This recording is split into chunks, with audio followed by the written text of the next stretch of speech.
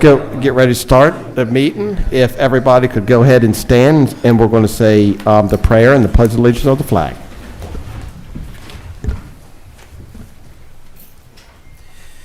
Heavenly Father, as always, we begin this day with thanks. We thank you for all your love, your grace, your mercy. We thank you for looking over our county, all that we are, all that we do. We thank you for looking over our state. We thank you for also looking over our nation and our world. Father, please just continue to show us your love in all the ways that you do day in and day out. In Jesus' most precious and holy name we pray. Amen. Amen. I pledge allegiance to the flag of the United States of America and to the republic for which it stands, one nation under God, indivisible, with liberty and justice for all. Okay, I appreciate everybody coming tonight. We've got a agenda before us. Is the agenda before us? Is there any additions, deletions, or corrections to the agenda, Council? Not that I'm aware of. So, Mr. President, if I could make one suggestion to possibly delay on the proclamation for National Public Health Week, I'll make a motion that we put just delay on that proclamation piece. Okay. Is there a second? I couldn't hear what he said. He wants to put the. Can you say that a little bit louder? Just that we delay the National Public Health Just Week delay it. proclamation to a later session. Is there a second?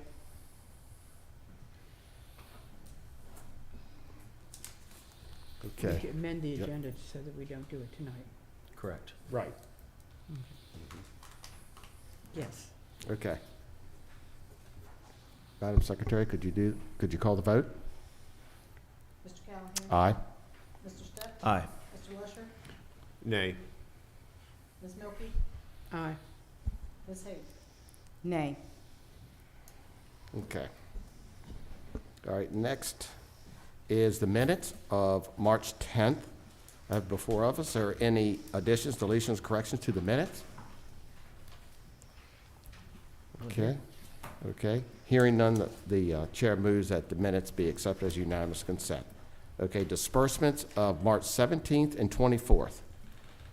We've taken a look at them. Is there any additions, deletions, or corrections to the disbursements? Council? None here? Okay, hearing none, the chair moves that disbursements be accepted as unanimous consent. Okay. All right, first up tonight, all right, Madam Secretary, could you go ahead and update us on the Board of Health, please? Dr. Fahmi? Dr. Fahmi, come on up. Yes.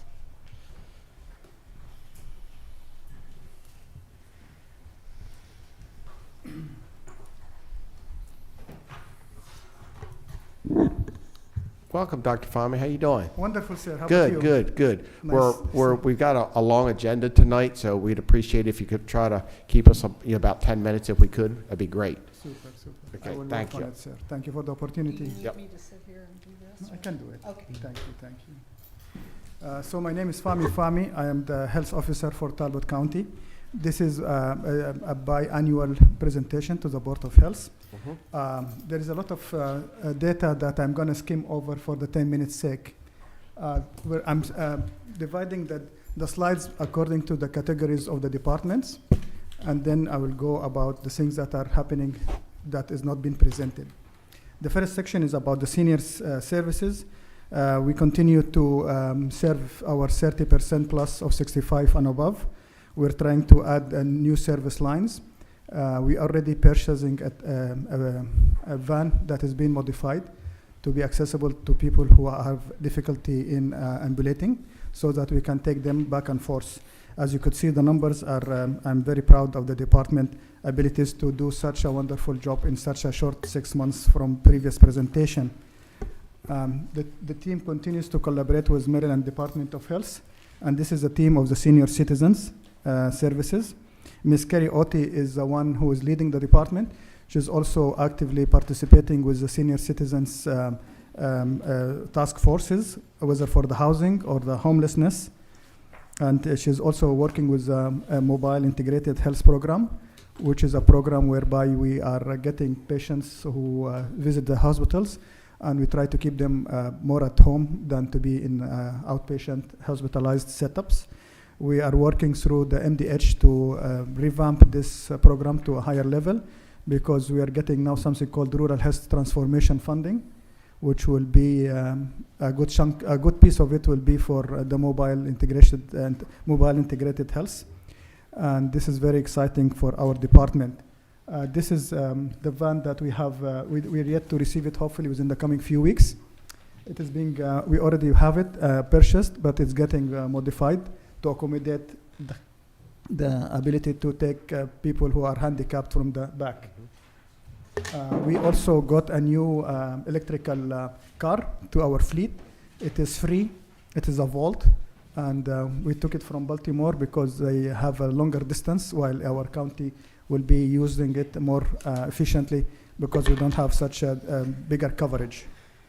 Moving to a different department, I will let you read this slides, but I'm sorry, because of the 10-minute crunch, I'm trying to be as quick as possible. So many wonderful things are happening within the last 6 months. This is our family services program. We continue to doing training doulas. Doulas are the people who are helping birthing mothers to get the last part of their pregnancy, coordinating with other departments, whether the OBGYN or the hospital. A good significant part of them are not having English as their first language, and we are having already a certified doula, got certified very recently, but we are adding hopefully a second one to our department. Beside the 23, we are already training for the whole community. On the early head start, we continue to, we're now developing a vegetable garden. This is something that we are first time ever in the health department to be offered. We're already in talks with different gardener specialist educators, and we're thinking about early head start because that's part of the community I think will be needing that kind of service from educational to giving them the right type of food that will be healthier, and hoping those kids will get the hang of how to do that on their own as they graduate from that program. Again, that is also part of the rural health transformation. Sorry, I hope I'm not speaking too fast. I'm okay? Yeah. Okay. We're also adding more kids to the Maryland Children Health Program, and we're trying to get more teachers. We know that one of our adjacent counties have the program and moved to a different setup, so we're trying to get that manpower to our department. We're also working with the DDA to support 132 clients who are developmentally disabled, and we are helping those as well. This is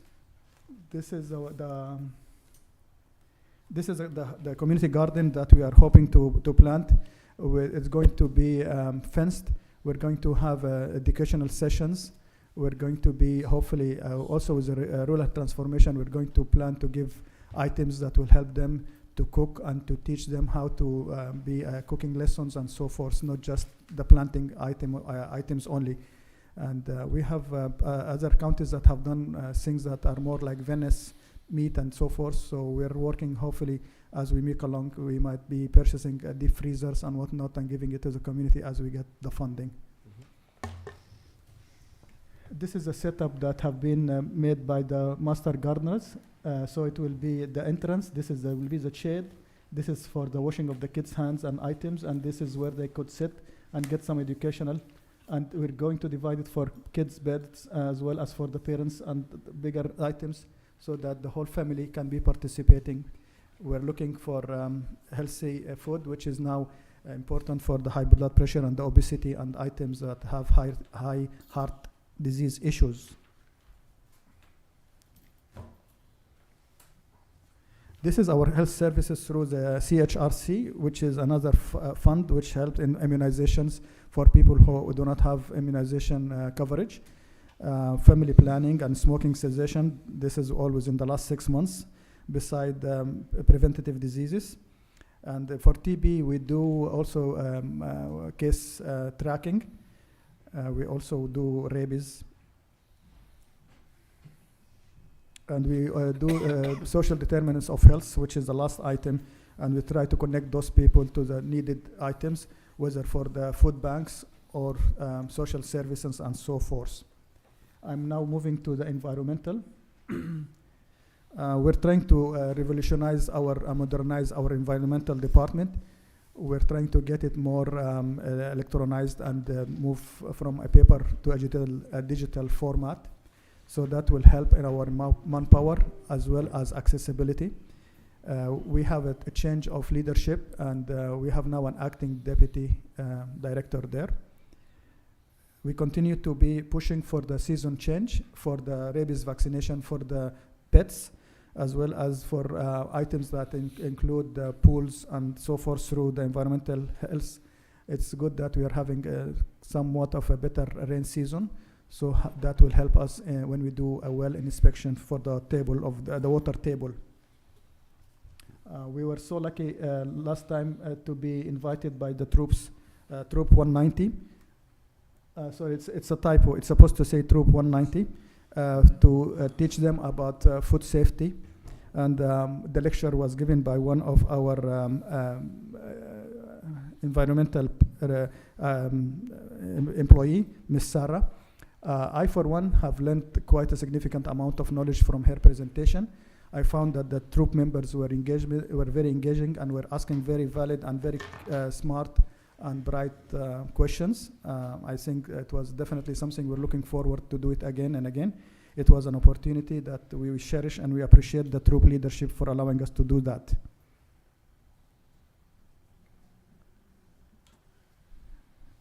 By the way, the one who invited us is Mr. Lesher's son. So thank you, sir. Yes, indeed. Appreciate it. Environmental health continues to, as I mentioned earlier, we're through the rural health transformation.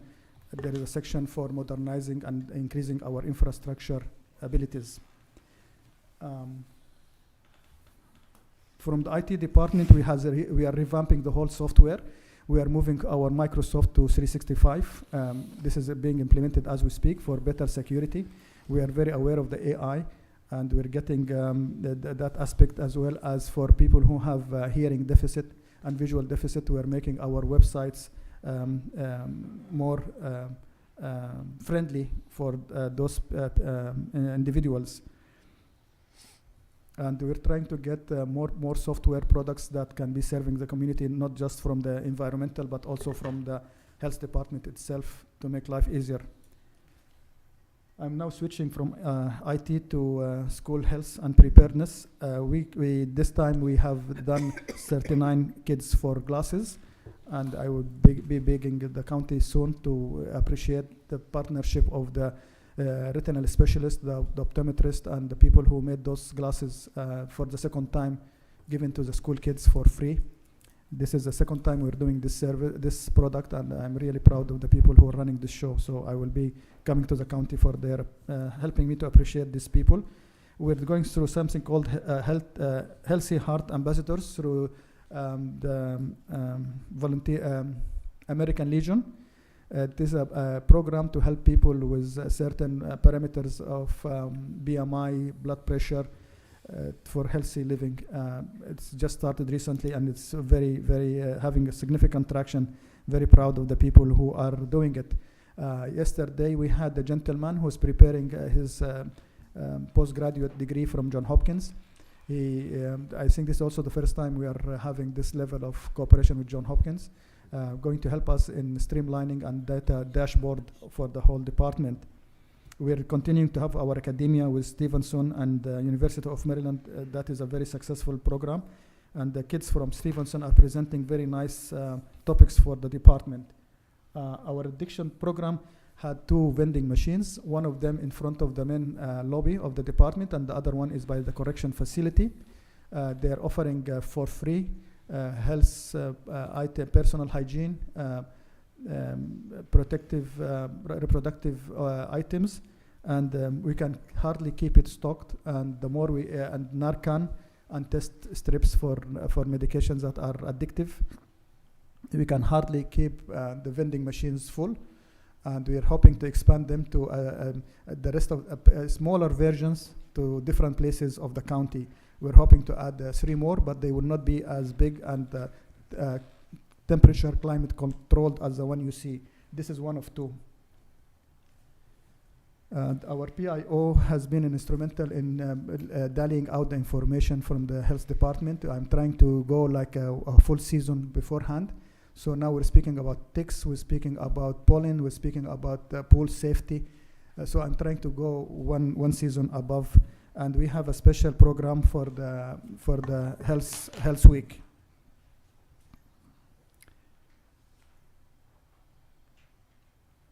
We're also going through significant changes in our emergency preparedness. We have now a special director, which is making a big impact on the department for getting us ready for in cases of emergencies. And we're doing pod trainings through the whole department, we are attending more and more conferences. And in May we have a full week of emergency preparedness in Baltimore, and we have a subsequent one shortly in Ocean City, again about emergency preparedness. I think for me it is a very vital, important for the health department to be fit for the emergencies that it might face. We're also continuing to be educating people according to the season for cancers and for smoking and for addiction. For each week, there is a national week for each and every item of those things. Something that I do not recall being happening. I know that I just joined almost 1 year ago, but I don't recall that this happened recently. We are going now through something called 5-year strategic planning. We're hiring specialists to go through the whole department to see what is our shortcomings, where is our deficits, because just hearing and listening to people, I found that was not the objective methodology.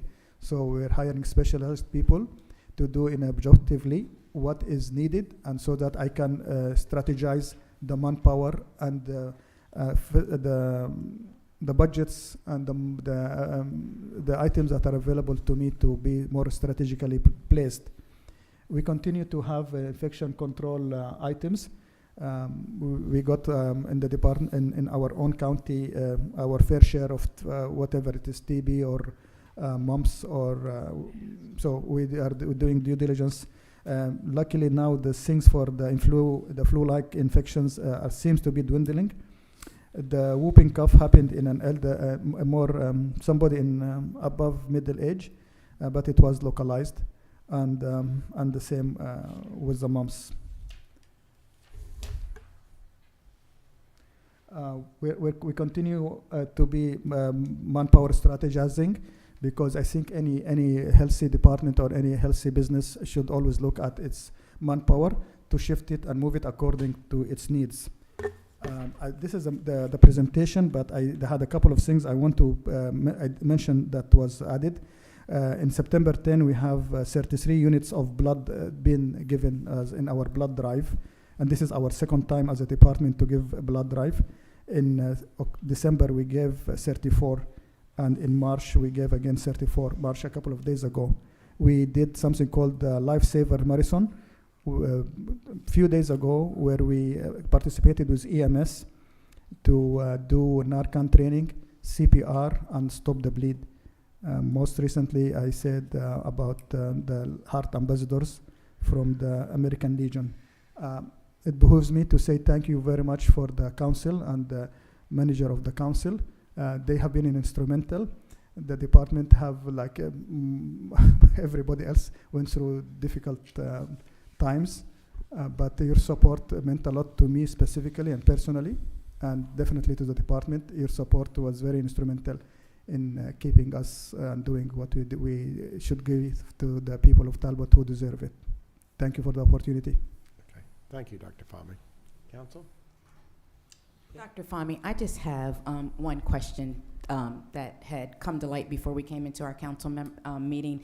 Can you tell me what is National Public Health Week and how diversity, equity, and inclusion falls into that under national health? Because we were advised that there's an issue that DEI is connected to the National Public Health Week. So can you explain that to me, please, sir? Yes, I'm a big time opponent for in favor of the DEI being equitable. When I joined the department, I said I'm not pro a political party or a color or a gender or sexual orientation or physical ability. I'm here for whoever makes Talbot County we are as a department are serving all Talbot County people. We're going to be representing and advocating for all walks of life in Talbot County. Our previous national health was more focused on activities within the department.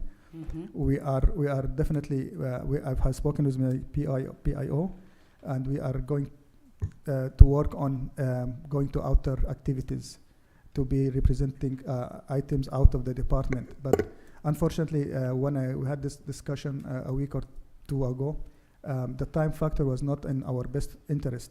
So we're trying to expand outside and move from the previous inside house education, in-house dialing out information and using our media only. So we are trying to do activities out of the department. Yes, I'm very cognizant of minorities. I'm very cognizant of, and that's why we are actively engaged with trying to our best with BAM and TFN to reach that section of the community. But your national, your proclamation is not connected to that particular, those particular words or that particular acronym, is my question. We can revise it. I mean, No, it's not. I don't see it in there. I don't see it in there, so I was just asking just to clarify that. we are going to do something for the National Health Week. Yes. But we're thinking it as a product. We're not thinking it as a verbiage. But if the verbiage will reflect better for the community of being a proclamation, I don't see why we shouldn't do it. But you're welcome. It's a good that you're raising this point. But I was focusing more on what products or what items we're going to be dialing out. But if the proclamation will reflect more and be understandable easier, we can do that. That's not a problem. I think the proclamation speaks to this county and what you guys are working on, so I believe it's fine. Thank you. Thank you, ma'am. Thank you. That's what I just wanted. No comments? I just want to thank you. No questions for you, but for your engagement with the community. You mentioned you put in a slide of your staff's visit to my son's scout troop.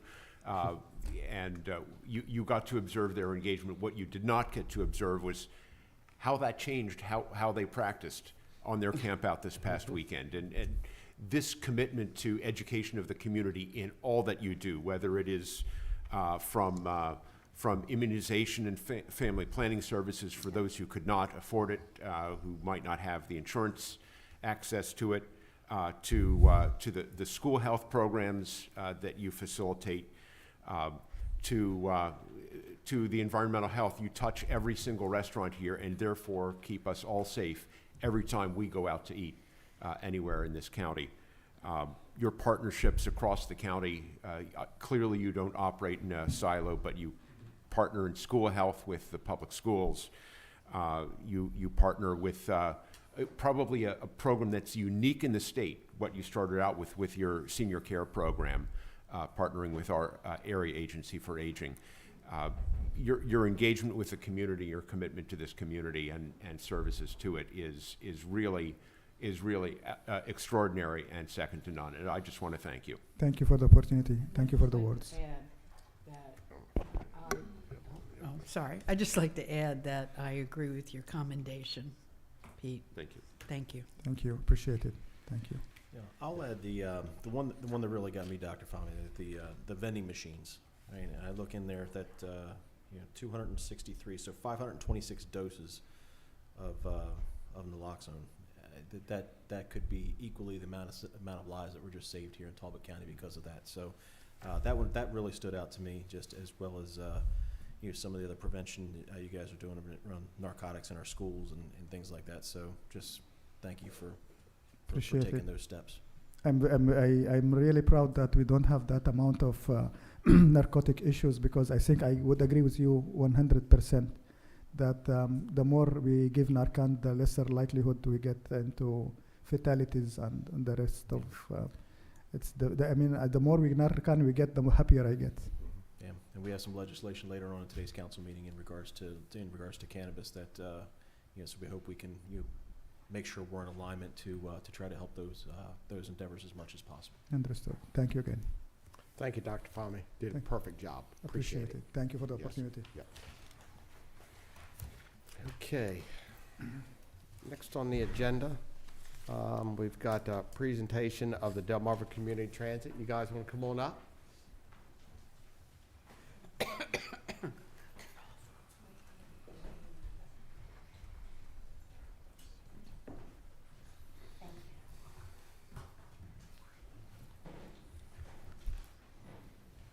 Good evening. I am Michelle Nichols. I am the Interim Chief Executive Officer of Delmarva Community Services. Thank you for the opportunity to come this evening. Just want to introduce myself as we are in a period of transition at Delmarva Community Services and Delmarva Community Transit. We're grateful for the partnership that we have with you as the council and to be able to serve Talbot County. And so I'm excited that we are just moving forward. Just wanted to reassure you that we continue to have the best interests of Talbot County citizens at the forefront of all that we do with Delmarva Community Transit. We have an excellent team here with me this evening is Samantha Parker, who has joined us as our special projects consultant. She has immersed herself in transportation, all things transportation, and we'll be sharing some data with you in just a second. But also we have Henry Teets, who is our transit director, and Brittany Baker, our deputy director, along with Andrea Waters, who does an excellent job with all of our grants. You're very familiar with Andrea. And so just wanted to reassure you that we are continuing to move forward with new leadership, but with a vision to continue to serve Talbot County in the best way we possibly can. We're excited about the prospects of doing some new partnerships, and we've had an opportunity to meet with Mr. Stamp and his team, and so we're excited. So thank you again for the opportunity. Samantha's going to talk to you a little bit about the annual transportation plan. Yes. I think Michelle covered it, right? There we go. Thank you so much for having us here. Again, different administrative team, but the same committed services. So I want to give you an idea of what's happening in transit right now, right? Everybody is aware fixed routes that are happening on a regular basis, but also mobility on demand that occurs, senior transports, ADA services. Mobility on demand is a particular area of interest. Customers access this by calling the dispatch center the same way that they would to be able to do the route services. I have to give such huge kudos to our dispatchers who really are, unfunded social workers when they are just figuring out a way to map and get people on whatever way to be able to do so, whether they are mobility on demand or ADA or a general paying customer that it wants to use one of those route services. The question comes then, though, what does that mean when I say the route services and such? It equates to 22,388 duplicated rides through the route services just themselves. In addition to that, another 20,600 on-demand rides. The on-demand rides, currently we are calculating them for all 3 counties at one time, whereas the routes is specifically to Talbot. And when I looked forward to the future, what are some of the things that we could improve or do a little bit of better for you would be that data. We want to begin taking a look at, how do we parse those out? What zip codes are being served? What zip codes are not being served? Where can we look at future planning and such? In that vein, you're going to see coming in the future invitations for an annual transportation meeting. Coming together, not somebody has complained about something, but we see an opportunity to advance in this area, or there is another funding source to advance in this area. And so kind of projecting forward in that way rather than reactively. So that'll be coming with an invitation fairly soon, and then we're hoping to continue that every year before we come with this request so that we can actually know, does this request equate to people getting transportation? Another thing we're looking forward to in the future is advertisement. We talked about this one, as an idea. Unfortunately, this MTA grant we use doesn't cover advertisement, and people need to know. What they don't know, they can't access. And so taking a look at how can we work on that more creatively, make our bus routes even make more sense, right? It's a little bit difficult sometimes to read if transit isn't your every day. So how can we, help and advance in some of those areas? So that's where we are with numbers. That's where we're looking at in the future. This is what made up our request for $178,424,000 for this year. So what that means, it is our operating, which is our, Andrea will be able to tell you what the numbers are. It is the operating of the routes and the mod and the ADA. There are certain percentages that are required for that. It also is a capital allocation. We want to replace 2 vans and 1 bus. We have found that for the most part, we are able to move just as many people efficiently in the vans. So we try to keep the larger buses for where it's necessary in those larger route areas, but also move to the more efficiency of those vans. So that is just some replacements that are needed. Preventative maintenance. We have a vintage of bus that are having some motor troubles, so we are, projecting for some changes there, as well as a required transportation development plan. This is something Michelle and I have never participated in before. It happens every 3 years, and when I say required, NTA tells us when it's time and tells us how much it costs. However, we feel like there's an opportunity to fold this with our annual transportation conversation. What is it that they're asking? What is it that we need to know that we can kind of push into that plan? So I don't have a lot of detail on that yet. It'll be our first time, but we think there's a great opportunity to use that in our projections going forward. That sounds great. Questions? Okay, that sounds Thoughts? great. All right. Okay. What I'd love to do, if there are no questions, is to invite Andrea Waters to join us. She is the knower of all things for the day. Absolutely. Sure. To be able to talk about what next year looks like. Okay, sounds great. Thank you.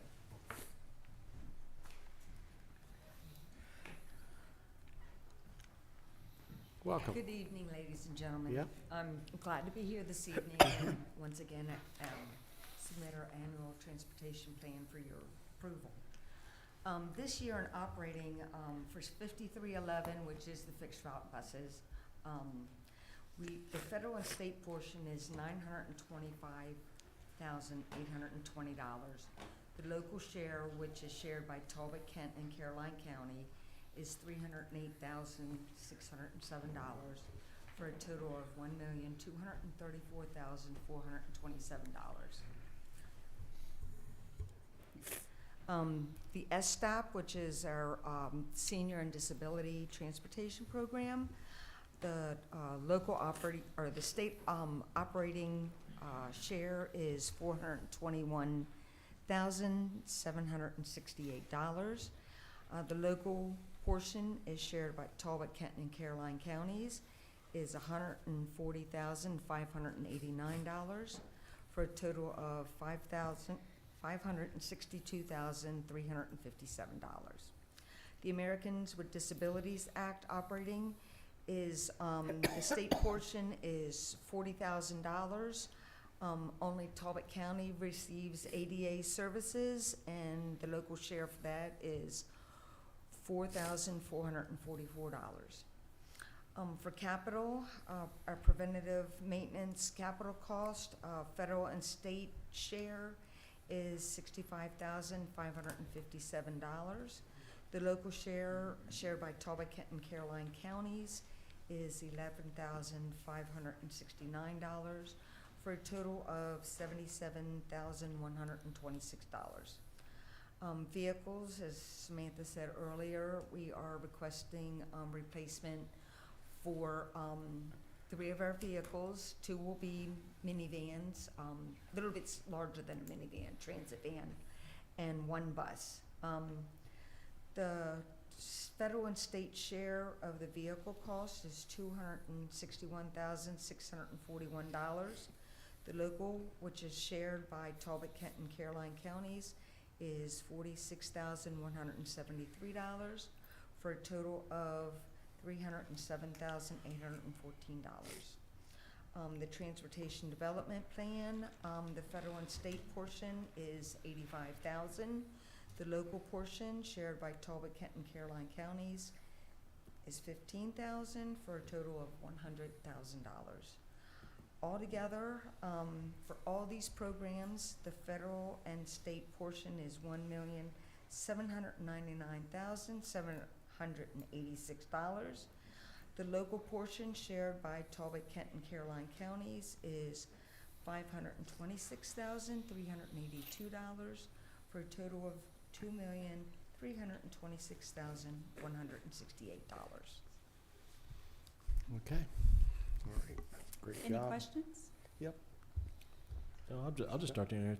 Just thank you guys every year. I don't think there's a time where I swing by Walmart and I don't see one of y'all's buses out there, just getting folks the access to to their daily needs or medications or whatever it is. So thanks for doing what y'all do. Thank you, sir. Yeah, you have one of the toughest jobs, which is providing transit in a rural area. And given the resources you have, I really applaud you for the job you do, and particularly want to note the mobility on demand services, which allows some of our seniors to get to medical appointments that they might not otherwise be able to reach. You really facilitate, you help people age in place to stay in their homes, which is where they want to be. That service is absolutely critical in the web of services that we need to support these citizens of ours. I applaud your move toward smaller, more efficient vehicles, where the demand will allow for that. And I've actually had the occasion to witness this in action when I was riding the St. Michael's shuttle, and the driver asked for permission to divert to do a mobility on demand pickup, and I got to watch somebody board that bus with the wheelchair lift. It is pretty incredible, and the service that the professionalism of those drivers and the service they provide is absolutely critical to the community. So thank you. Thank you, sir. I want to thank you for keeping Talbot County mobile and continuing that for all generations and all ages. Thank you very much. Thank you very much. And I'll echo what my colleagues said. Thank you so much. And it's exciting to hear, too, what you project for the future and the goals and the things that you're trying to do, such as the annual meeting in the future and bringing everyone together as well and being proactive with that. So all great news. Thank you so much for all that you do. Well, thank Yep. you all for your continued support. Yeah. Thank you. Appreciate Thank you it. for your Appreciate kind it. words. Look forward to the continued collaboration. Absolutely. Thank you, guys. Okay. Do we need to vote now? Do we need to vote now?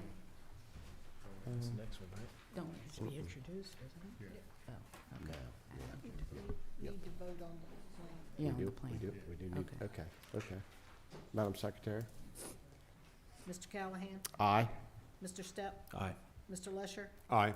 Ms. Milky? Aye. Ms. Hayes? Aye. Okay. And that was approval of the plan. Correct. Okay, next, introduction to administrative resolution, Madam Secretary. Administrative resolution, a resolution authorizing Talbot County to file an application with the Maryland Transit Administration of the Maryland Department of Transportation for a section 5303, 5304, 5307, 5309, 5310, and 5311 grant under the Federal Transit Act. Do you want me to keep on, or? I don't think so. Okay.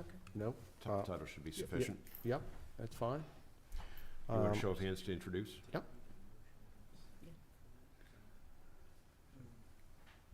Introduced by Lesher, Callahan, Milky, and Haith. Dave, you And did. Step. Dave. Introduced by council. Okay, Yes, and you can now vote on it. we can? Okay. We call the vote, Madam Secretary? Mr. Callahan? Aye. Mr. Stepp? Aye. Mr. Lesher? Aye. Ms. Milky? Aye. Ms. Hayes? Okay. Next up is Eastern Utilities. You guys want to come on up?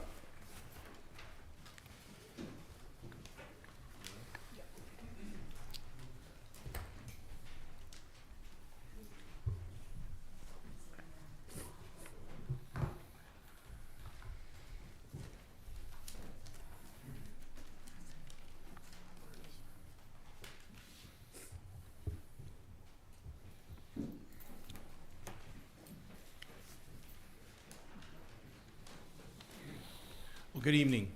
My name's John Horner. I'm the President and CEO of Easton Utilities. With me tonight is Ted Book, our Vice President of Easton Velocity, and we're here to share an exciting update on the Connect Talbot project, which many of you are familiar with. This was a transformational initiative. Was set in place to ensure all the unserved residents of Talbot County had access to broadband, and as of this evening, we are proud to say that that mission is complete, and we did that together. So thank you very much for that. We'll provide you with a little bit more detail. So this slide here shows the status indicating 100% access and availability. So not only was Talbot County the first fully funded county in the state of Maryland, It's also the first county to provide ubiquitous access. And I'm going to hold on to that word ubiquitous for a couple of minutes because it was coined by someone else in the room that I want to acknowledge here in a few minutes.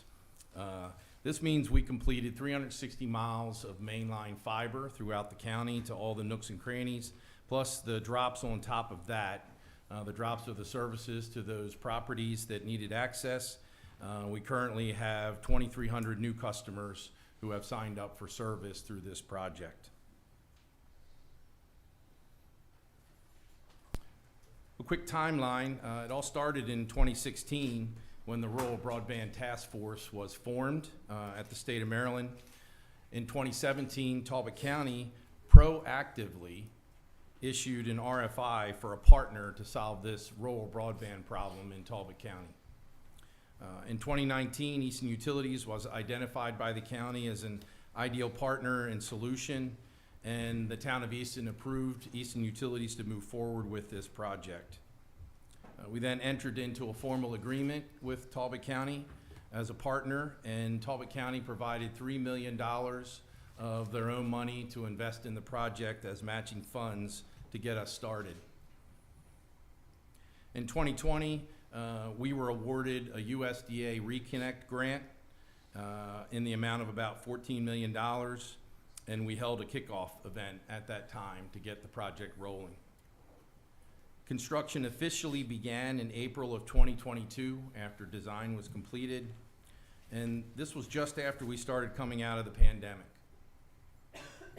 Additional grant funding became available due to the clear impact of COVID on those without access to broadband, and as a result, we were also awarded additional grant funding from the FCC, additional grant funding from the USDA, and several grant opportunities through the state of Maryland, and even through you. Once again, through your American Rescue Plan Act funding, you provided additional funds for the project. In 2023, we held a celebration event for our 1,000th customer, and the USDA and all of you joined us at the Triple Creek Winery to celebrate. And in 2024, we celebrated the milestone of connecting our 1,500th customer. Fast forward to this evening, we're here to celebrate having provided access to everyone in those grant-funded areas and in Talbot County. The total amount of grant funding that we received was $35 million. The total cost of the project is around $45 million, and the county investment alone was well over $5 million in a combination of county funds and grants. With that, I'm going to turn it over to Ted to talk a little bit more about the project. Thank you, John. Thank you for having us here tonight to share this good news with you. Go ahead. This here is a time-lapse video showing our connections over time, we actually started hooking up customers a little bit before the actual funding got started. So starting from 21 up to current, you can see the properties being filled in that we've connected. So this is a really cool slide. So it takes a little bit to get to the end. So you can see we've got customers splattered all over the county now. And then the blue areas was our existing service territory that we had prior to starting the project. I want to do that again. How do we get out of here? There we go. This is a map showing the actual fully covered service area.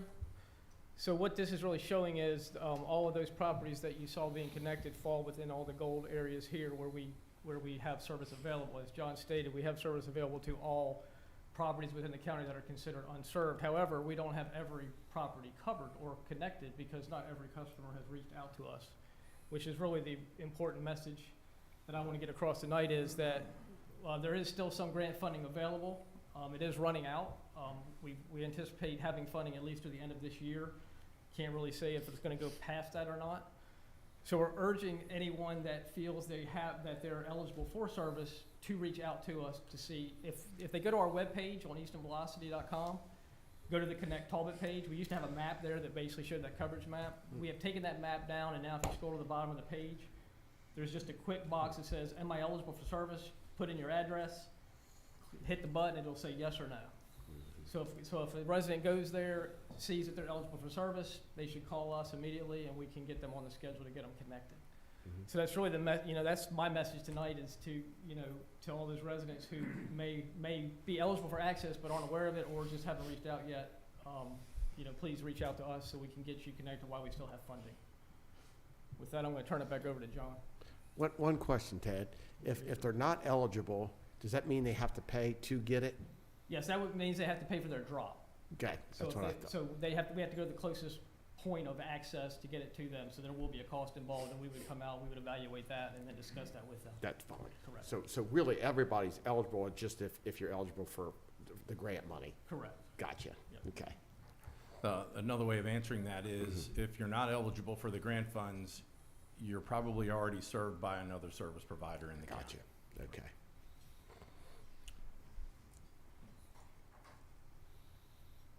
So tonight really is about a thank you and about gratitude, especially to the county for their support of this project over the past several years.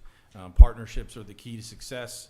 The logos of our great partners are shown up here on the slide, and this has helped solve a significant issue in the county, and ultimately it's made life better for our community.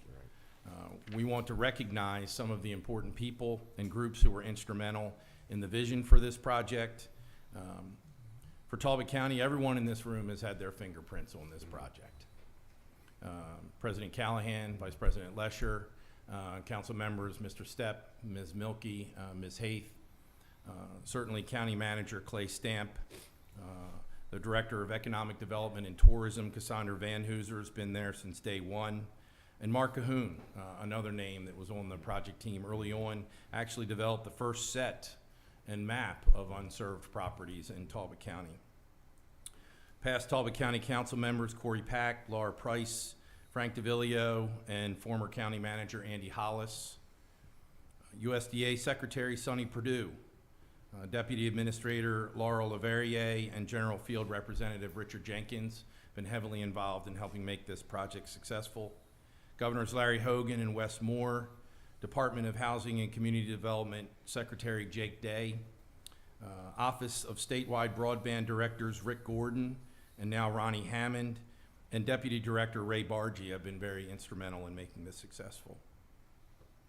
And most importantly, very, very early on, former Senator Addie Eckert and current Senator Johnny Mounts, that was then Delegate Johnny Mounts, worked together with Hugh Grundon, our former president and CEO. He's here with us this evening. I wanted to make sure that Hugh was here to enjoy this recognition. They were the ones that really put together the Rural Broadband Task Force in 2016, and they pushed for legislation to prioritize rural broadband at the state level. Hugh very much pushed this project and was a champion for the partnerships.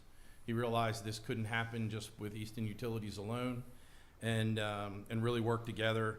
Even when our first round application was denied, helped pursue a bipartisan letter from Congressman Harris, Senator Van Hollen, and Senator Cardin to the USDA asking for a site visit.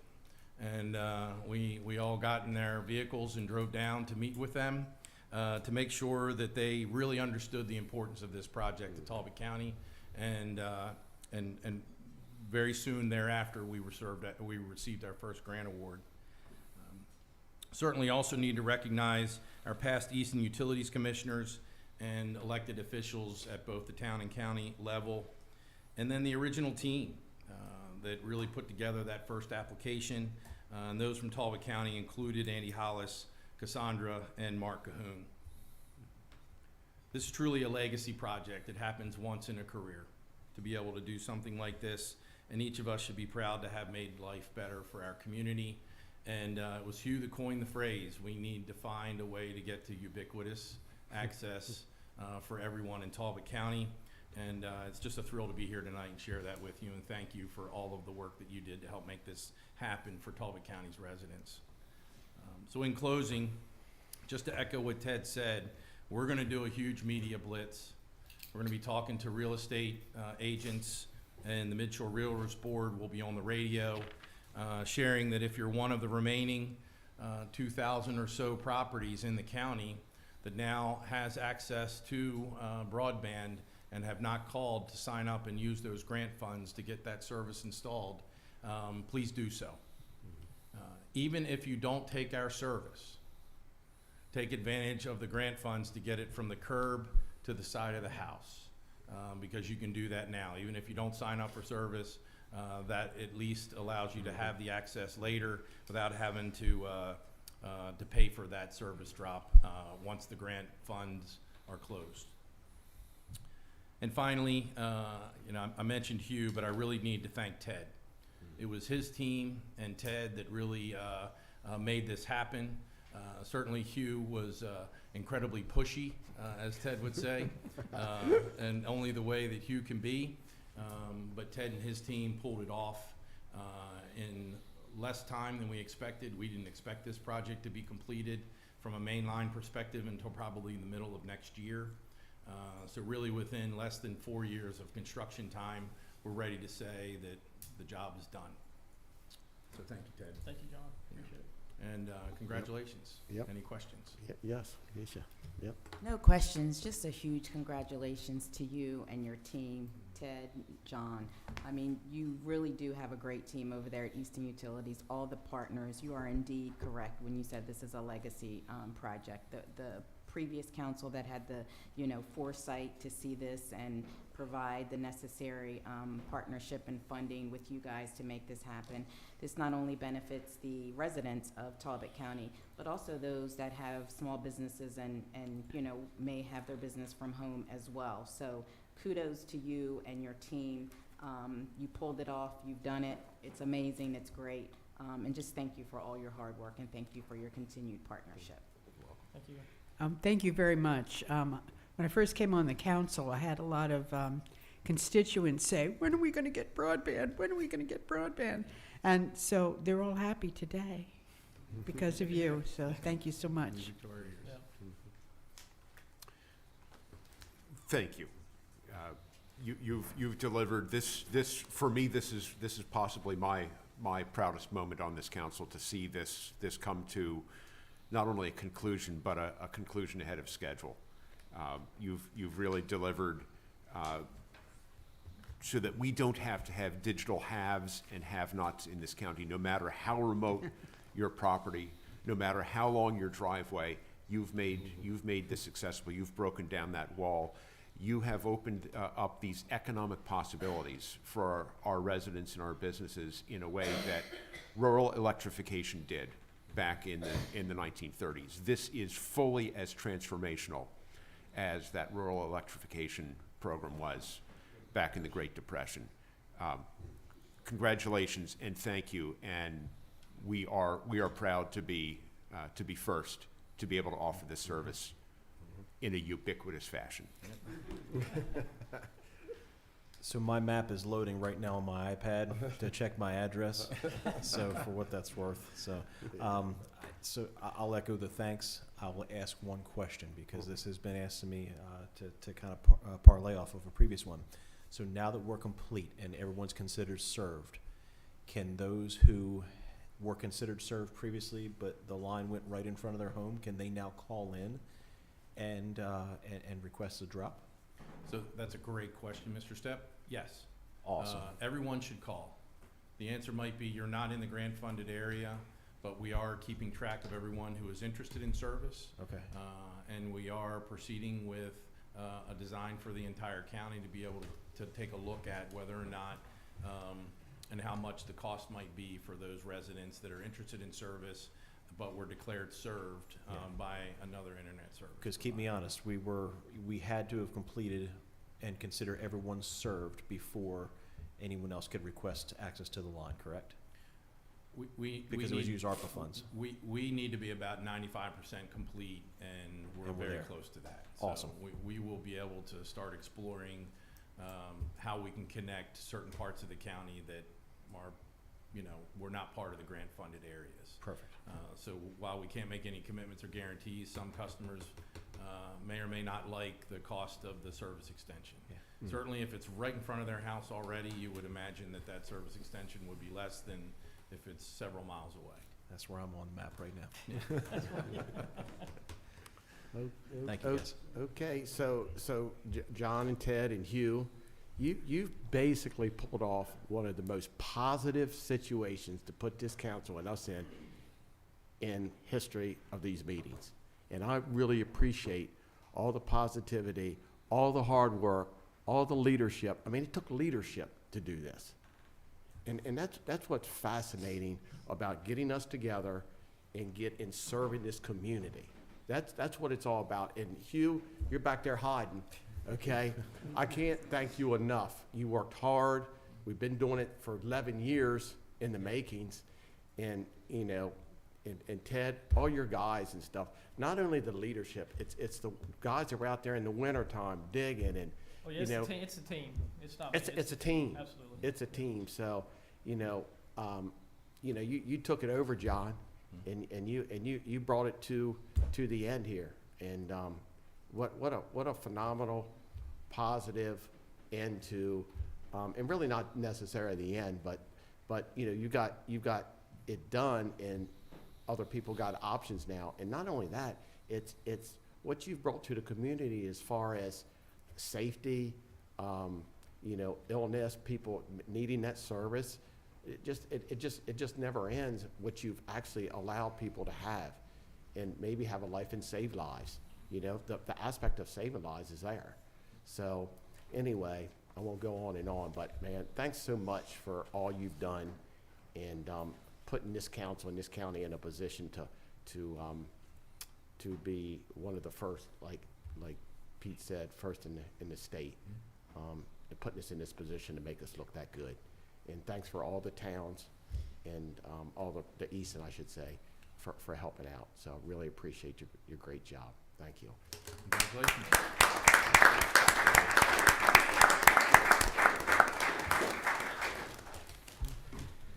Okay. Next on the agenda would Cassandra. Okay, it's a big deal now. Come on up, Sandra. Okay, how are you? Wonderful. Okay. We got a lot of people out here. We got some friends here We got tonight. some friends here. They're just ready to get in business, aren't they? Yes. So, Mr. President, members of Yeah. the County Council, Yep. it's a proud night. It is a Isn't it? proud night. I mean, we are seeing on full display the results of the investments you have made Yep. in broadband, which serves our residents and our businesses. Yep. And it's just a really exciting night, but not just for that, because we're here to celebrate too. Okay. So tonight we're celebrating 12 entrepreneurs who are Okay. graduating from cohort 4 of the Mm-hmm. Talbot Works Business Academy. Those are 12 individuals who invested their time and made the decision to grow their businesses. They represent the diversity of Talbot County's economy, healthcare, retail, hospitality, marine services, and professional services. Different industries, different paths, but a shared commitment to building a stronger foundation. Growth doesn't happen by chance, it happens by design, and that's exactly what this program is built to do. When we launched the Talbot Works Business Academy 3 years ago, the goal was simple: give small businesses the tools, the confidence, and the support they need to compete and succeed. The results are real. Across the program, now I want you to make note of these numbers, 50 businesses will have graduated after this evening. Members of the first 3 cohorts have invested nearly $600,000 back into their operations, into equipment, inventory, marketing, and expansion. They've created jobs, full-time, part-time, apprenticeships, and contract work.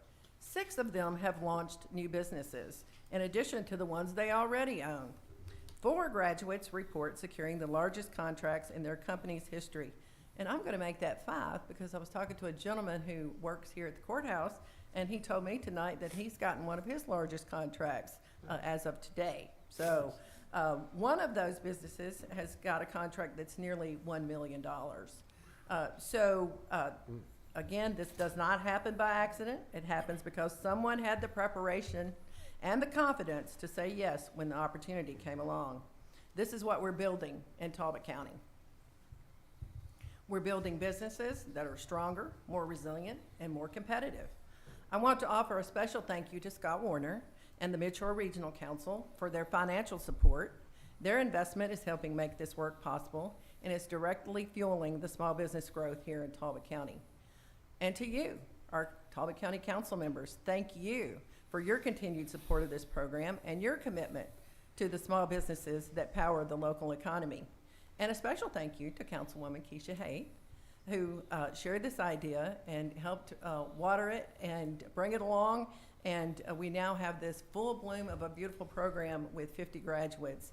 And it's just a special thank you to you, Keisha, for bringing the idea to Talbot County and help making it come to fruition. Small businesses are not just part of our economy. They are the backbone of our communities. And tonight we celebrate 12 more who are now part of a part of that story in a bigger, bolder way across the industries that keep Talbot County working every day. Now, I'm pleased to invite Mr. Holmes, Mr. Will Holmes, the program facilitator, to share what the journey looks like from his side. Mr. Holmes? Thank you, Ms. Van Hooser. First, greetings to the members of the County Council of Talbot County. My name is Will Holmes, founder of WHC and facilitator of the program, the Talbot Works Business Academy. I want to thank you for your continued support. Tonight we celebrate Cohort 4 graduates, and I can tell you, I can attest that they have spent the last 8 weeks working very diligently on growth plans that will ensure the growth of their businesses, but also the creation of jobs here in the county. The purpose of the program is to have not just an immediate economic impact, but a continued economic impact. It has been an honor to work with these incredible graduates, and we look forward to future cohorts and to serving the Talbot County region. Thank you so much. Thank you, Mr. Holmes. And then I always like for you to hear from one of our students. So at this time, I'm going to invite Mr. Kevin Rosenthal to join us up here and talk about what the experience has been like for him.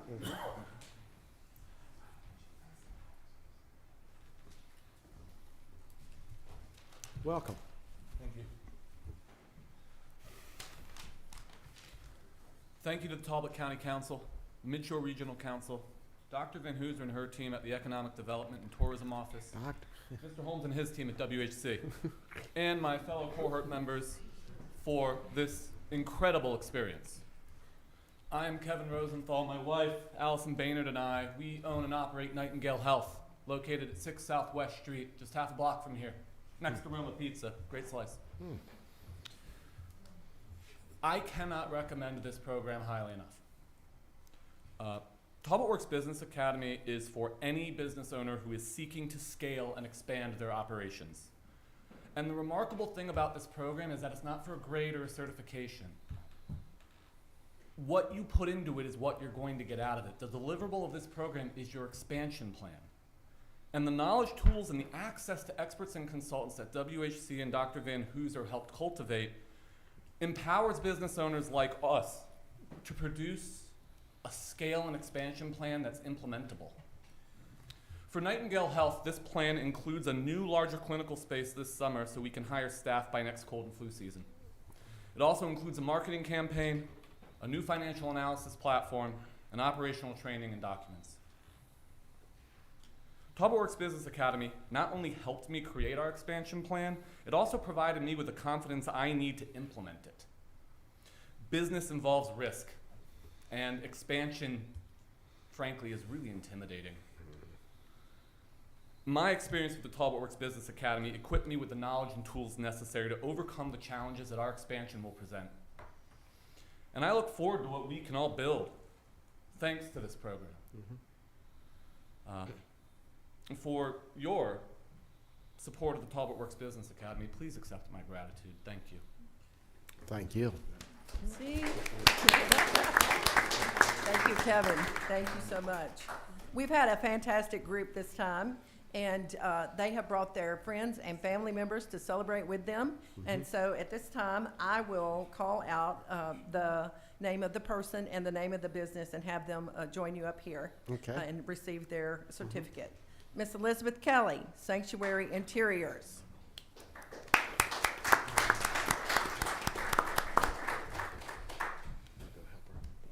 Congratulations. No, go. Yep. Yep. Joshua Richardson, Richardson Marine Repair.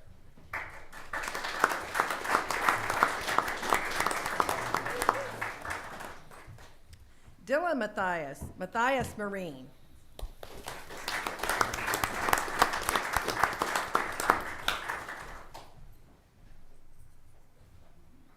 The Loft at Dover Station, Von Topshian.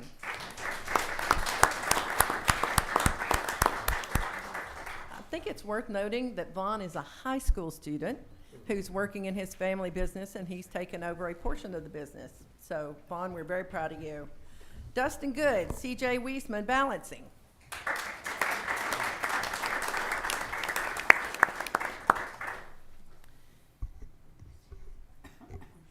Sandra Mayer, Roma Wedding Updos.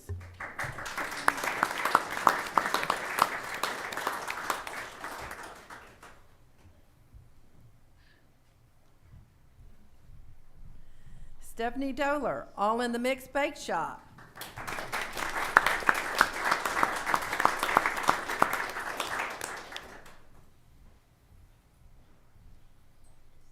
Patricia King, Gluten Free Bakery Girl.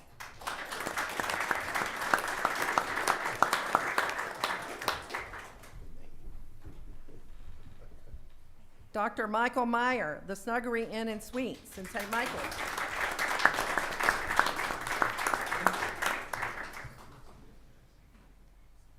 Marguerite Spees, St. Michael's Winery.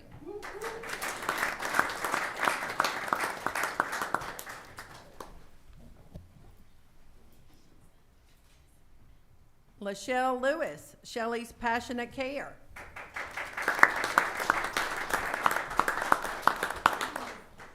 And last but certainly not least, Mr. Kevin Rosenthal, Nightingale DPC.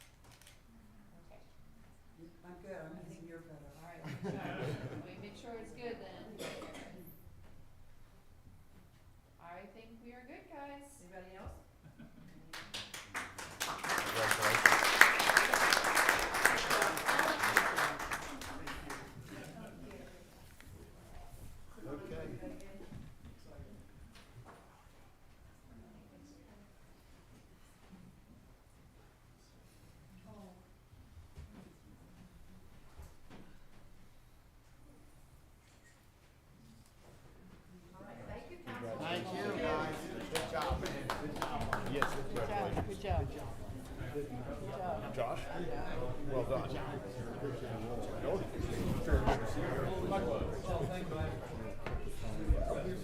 Yes, indeed. Yes, indeed. Congratulations. Good project. Good project. Oh, thank you for all you do. Thank you. Thank you. Congrats. Okay.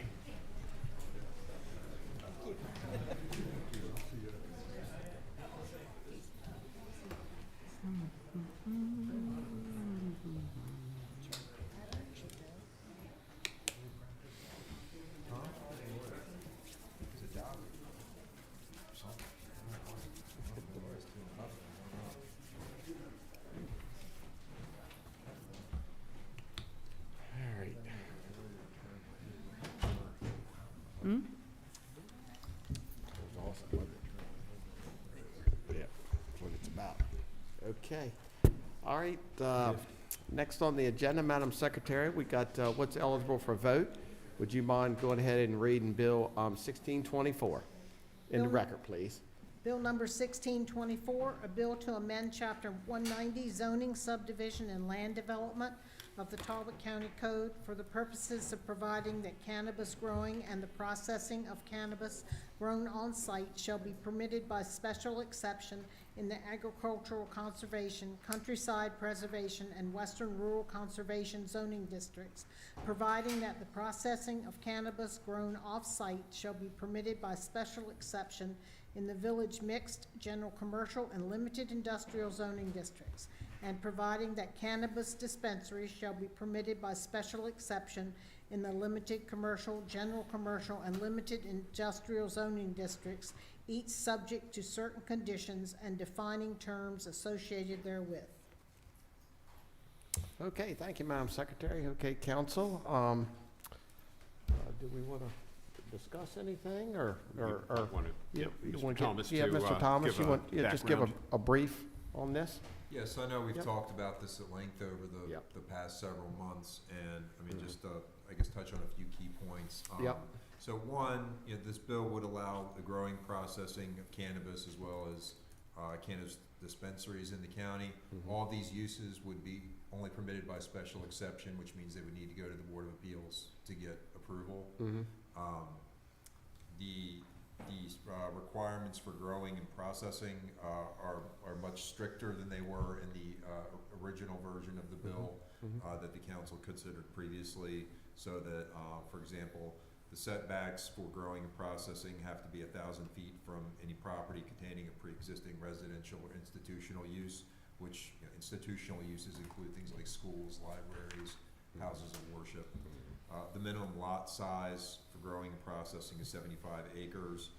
They require major site plan approval, which means they have to go to the planning commission. So there are a lot of safeguards and oversight in this legislation, if it passes, that, any of these uses have to undergo quite a bit of review before they're allowed to move forward. Yes, sir. Yes, sir.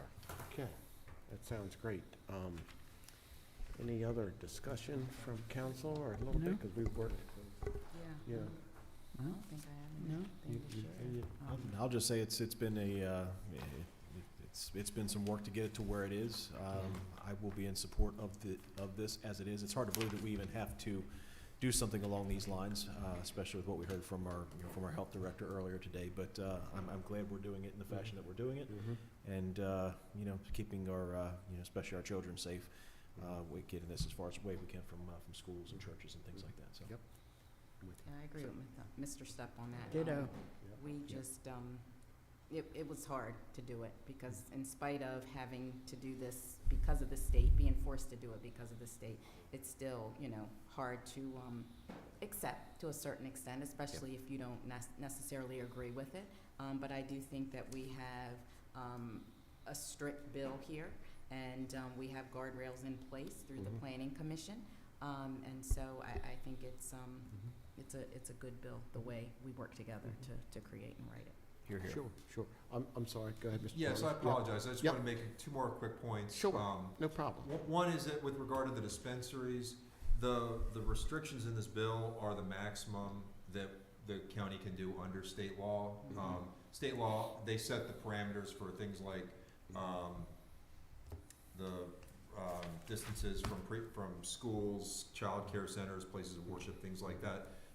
Counties and municipalities can weaken those, but they can't go beyond what the state allows. So these are as strict as we can go under state law. And why we're doing this, just to kind of go even further back, there was a constitutional amendment that passed, I think at the 2022 election, where this is put into the Constitution that adult use cannabis is now legal in the state of Maryland, and the General Assembly spent an inordinate amount of time developing a bill, providing all these rules and regulations for the use. So all of these jurisdictions now are having to grapple with this very same issue and how they want it to look in their counties. And I think this legislation is about as stringent as it can be. Thank you. Okay. Thank you, Patrick. So I will comment a little bit on it. I've been struggling for a while with this, and I've told council a little bit. I've struggled with this, you know, especially when we have people like Dr. Fahmi in front of us, and you know, deal with the addictions and stuff like that. And you know, I've been thinking long and hard about it. I think this council has done a really good job to create what's here, and I really really commend you guys what you've done in trying to be as strict as you can. I know it's law, but this is one time where I feel like I can't get on board on this. I really can't. In good conscience of people growing marijuana, and we're walking down the streets. I know it's law. I just can't get on board with it. And you know, we could sit here all night and debate it and everything, but and we got to move on with this. But I just want to let you guys know that you've done a great job, but I can't be on board on this one. So, anybody else? I'm on board because if we don't do this, you know, then it could just default to state parameters. So this is being that we have the opportunity to strengthen it. That's why I'm on board. It's like you said, I'm with you. It's a struggle because I can't believe that, you know, all counties in the state except for Garrett County decided that this was a good idea. But It's the best we could do under the circumstances. right. It is indeed. And like I said, this is for the county portion. Now there's going to be municipalities that can come up with their own zoning laws too. But this is for the county, and I'm you know, glad we're able to strengthen it as much as we have. I understand. No, I understand, council. Yep. And the work that's been done with the planning commission too, and and their feedback has been instrumental in getting us to the place that we're at right now. All right, do we need to entertain a motion? You know, we just, the president just needs to ask the Roll call. Madam Secretary to call the roll. Okay, Madam Secretary, call the roll, please. Mr. Callahan? No. Mr. Stepp? Aye. Mr. Lesher? Aye. Ms. Milky? Aye. Ms. Haight? Aye. Okay, good job. Okay, Madam Secretary, could you go ahead and on the next, I think Department of Transportation, Ray, you guys, you and Josh want to come on up?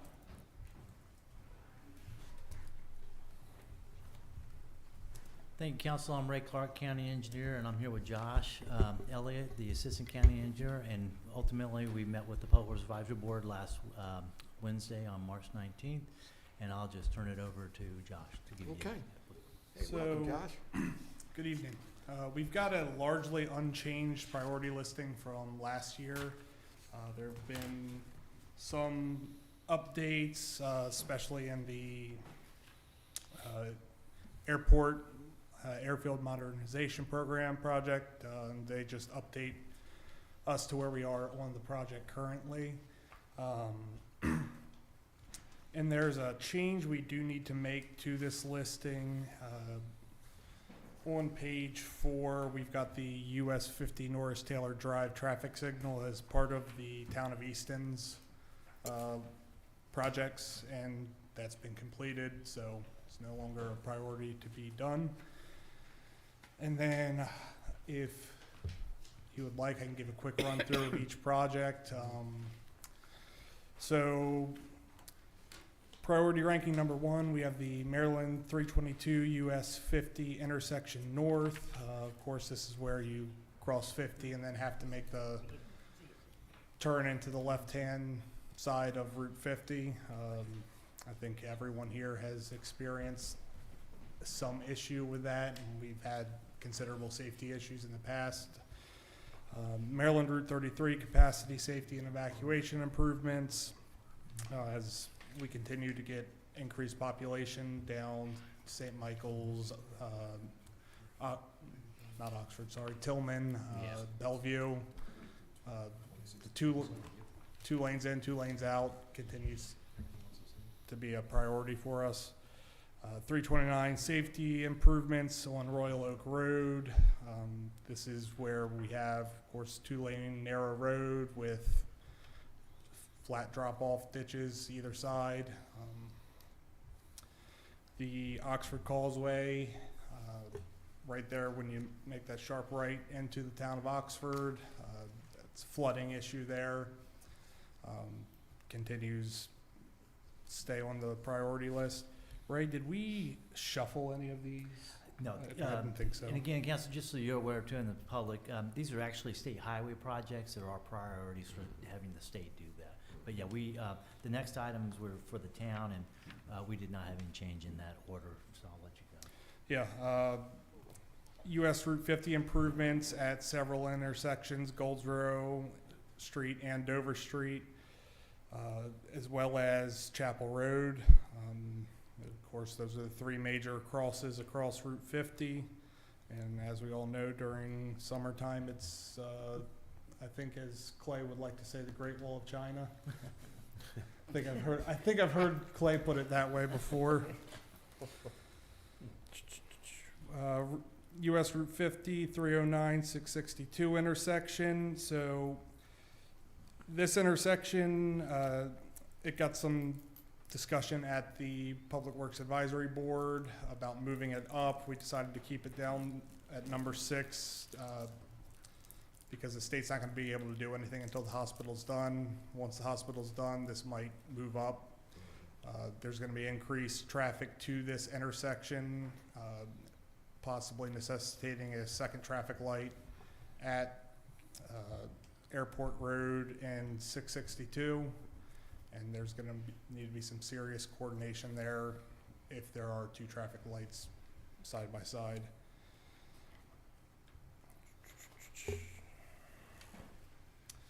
Idlewild Avenue merging into Route 50. This is there at Wishing Well where you get long queuing. I believe, Ray, do you know if the town or if State Highway put the box?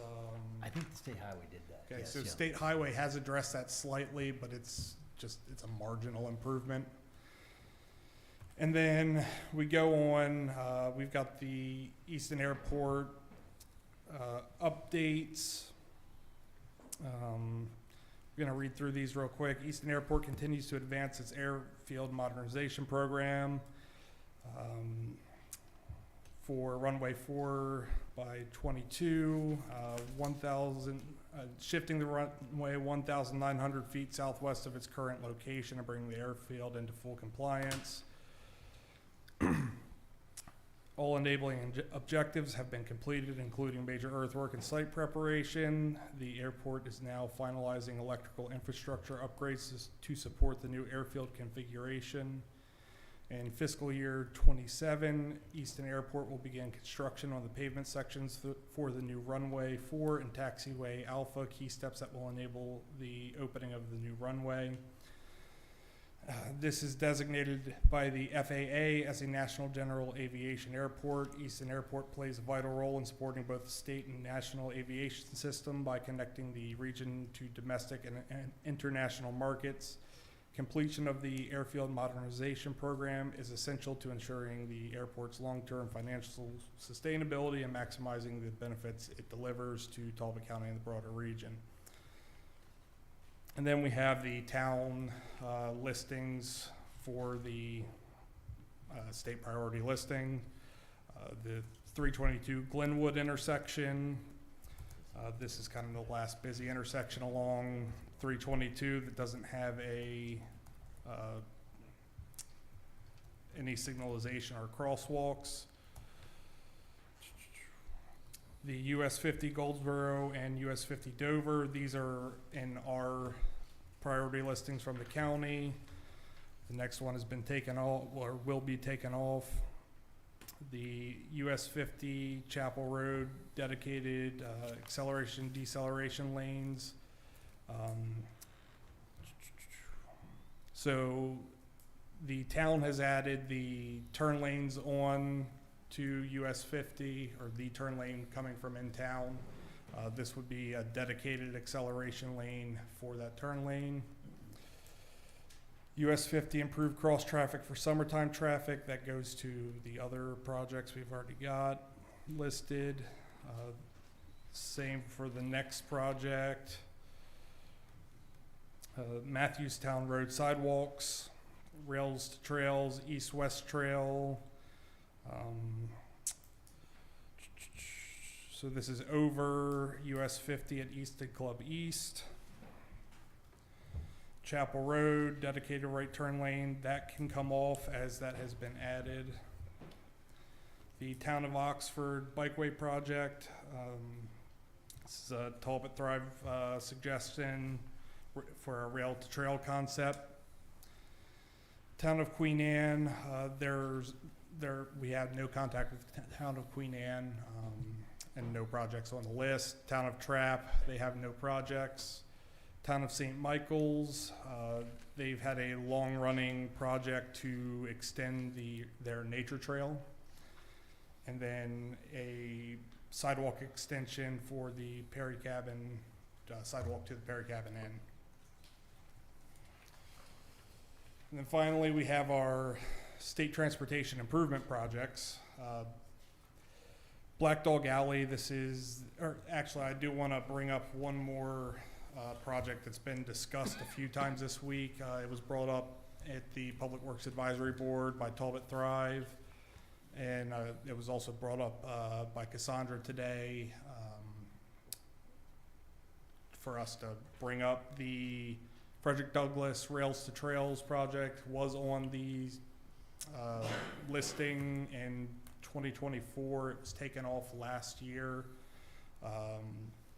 and it's been suggested to us to add it back to the listing in case funding opportunities arise. I believe it was a council decision to remove that project from the listing. Clay, do you recall? I was under the impression that it was inadvertently dropped from the project listing. I do not remember any action to remove it. Okay. So that can be put back on the listing. We have no issues with that. It belongs on the listing, especially if it'll help provide funding for the project. The only comment I would make, Council, and just, I don't know anything too much about that Rails to Trail project, and that's one of the things that just lay it out. I think there has been, a work group on this, if I'm not mistaken. I know that there was a meeting a couple years ago, and I think the Farmers Bureau came out, or the Talbot County Farm Bureau, and they were a little bit against it. I don't know anything that's happened since that one meeting that was held, so I just let the council know that as well. Fair enough. I attend monthly update meetings from the state project team. Okay. They're early in the project. Good. Okay. Is that it, Josh? Yeah, pretty much. That is it? Yeah, we can go real quick on the state improvement projects. Black Dog Alley, South End, this has been a long-running project for us. We're still currently working on it. Airport Road, I went into this on the priority listing, and then Goldsboro Neck Road is also went into the priority listing. That sounds great. Good job. Okay. Any other questions, council? No. Well, I thank you for highlighting all of these and the progress. It's nice to actually see a couple of these taken off. So I'll move adoption of this with the deletion of the two projects from Easton's list as noted by Mr. Elliott are completed, and the addition back in of the Frederick Douglass Rail Trail project so that we can pursue options there. Okay. Second. Okay. We got a motion second. Madam Secretary, could you call the vote? Mr. Callahan? Aye. Mr. Stepp? Aye. Mr. Lesher? Aye. Ms. Milky? Aye. Ms. Hayes? Okay. Good job, guys. And I just want to recognize Josh for being at the St. Michael's Library expansion opening of the library on Saturday, and for all the work that Public Works did to help them with that project. So kudos to Ray and to Josh and staff for working with them. It was a great reopening of that facility. So I agree. It was a great reopening. It was. There were probably, 200 people there. yeah, and I hope you got your son ice cream too. He got ice cream. Okay, good. Okay. All right. Now we're winding down to Clay stuff. Yes, sir. Yes. Thank you. Good evening, council. Under County Manager Report this evening, we have several items under board and committee appointments. The first one is for the Adult Public Guardianship Review Board. The Department of Social Services is recommending the appointment of William Chapman as the board's attorney and Christine Montague to complete Carrie Ingalls Roberts' term on that board. Motion to approve the request. Second. Okay, got a motion second. Madam Secretary, could call the vote? Mr. Callahan? Aye. Mr. Stepp? Aye. Mr. Lusher? Aye. Ms. Milky? Aye. Ms. Hayes? Aye. Next is the Commission on Aging requesting the reappointment of Kate Stenton, citizen, Wendy Palmer, citizen, and Sandra Wieland, nursing home mental health consultant. Motion to approve. Second. Got a motion second. Madam Secretary, could you call the vote? Mr. Callahan? Aye. Mr. Stepp? Aye. Mr. Lusher? Aye. Ms. Milky? Aye. Ms. Hayes? Aye. And the next is the Talbot County Property Tax Assessment Appeals Board requesting a letter of recommendation to the governor for the appointment of Tom Costigan, alternate member, moving from an alternate to a regular board member. It would necessitate a letter from council to affect that. So moved. Second. Okay, we got a motion second. Madam Secretary, could you call the vote? Mr. Callahan? Aye. Mr. Stepp? Aye. Mr. Lusher? Aye. Ms. Milky? Aye. Ms. Hayes? Aye. Finally, Upper Shore Aging Board of Directors. The Upper Shore Aging is requesting the appointment of Judy Simons to serve on that board. Motion to moved. approve. Second. Second. We got a motion second. Madam Secretary, could you call the vote? Mr. Callahan? Aye. Mr. Stepp? Aye. Mr. Lusher? Aye. Ms. Milky? Aye. Ms. Hayes? Aye. I'd like to invite Dina Kilman forward, Executive Director of the Waterfowl Festival Foundation. The Waterfowl Festival is seeking a letter of support from the Talbot County Council for their grant application to the Maryland Heritage Area Authority to restore their historic stage. No county funds will be required. Dina. That's your favorite part right there. Yeah, basically, we are requesting for the MHA grant, just a letter of support. We'd love to have your support on that. As you know, many organizations would love to see that stage put back into place. So we're trying our best for the community. Motion to approve the request. Second. Madam Secretary, could you call the vote? Mr. Callahan? Aye. Mr. Stepp? Aye. Mr. Lusher? Aye. Ms. Milky? Aye. Ms. Hayes? Aye. There you go. Thank you, guys, and You're thank you welcome. for the MHT request. I don't know if you heard, but we are starting construction on the roof in April, and we are thrilled. So thanks for that letter last year. Congratulations. Yay. Congrats. And thank you Good for job, having Dina. us in for tours too, just to see how well this is needed. So, thank you. Watch the video if you Yes. haven't seen it. Thank you. Council, the next item is the Department of Parks and Recreation is requesting council approval to renew a contract with Marshall's Professional Property Management Company, LLC, for the 2026 season in the sum of $89,500. The contract allows for 4 one-year renewal options upon council's approval. Parks and Recreation has been pleased with the services and has sufficient funds in their budget for this contract. I'll make a motion, we approve. Second. We've got a motion second. Madam Secretary, could you call the vote? Mr. Callahan? Aye. Mr. Stepp? Aye. Mr. Lusher? Aye. Ms. Milky? Aye. Ms. Hayes? Aye. Thank you, council. We have a request from the town of Easton to enter into a deed of right-of-way and easement with Talbot County, Maryland for the extension of the town's rails to trails over, through, across, and under county property located in the town of Easton, Talbot County, Maryland. Described as tax map 104, grid EA, parcel 1367. The town of Easton is requesting an easement over this property, which is known as the Moton School property. Patrick's here and can answer more questions about this. Okay. Any questions, council? Are we good? Nope. No. Okay, there's a motion. It's just great to see that project to be able to move forward and connecting the pieces of their rail trail. They still have to get across Route 33, but this is an important step in that process. I'll move for the request. Second. Okay, we got a motion second. Madam Secretary, could you call the vote? Mr. Callahan? Aye. Mr. Stepp? Aye. Mr. Lusher? Aye. Ms. Milky? Aye. Ms. Hayes? Aye. Thank you, council, and I'll ask Josh and Ray to come forward again. It's an exciting evening. We get to move forward finally with the Preserve at Y Mills, taking over and upgrading, moving toward upgrading their sewer system solution up there. So they're here this evening to recommend the award of bid 2515 Talbot County Region 4 wastewater treatment plant improvement plans for the Preserve at Y Mills, Rustling Oaks Drive, and Y Mills. This is the first two-part ask. The first one is contract and scope adjustment and commissioning. I'm going to hand it over to them, and I'll fill in where necessary. And Council, I'll just and I'll turn it over to Josh, but one thing, just highlight that with the county did enter into a consent order back in November of 1st, 2022.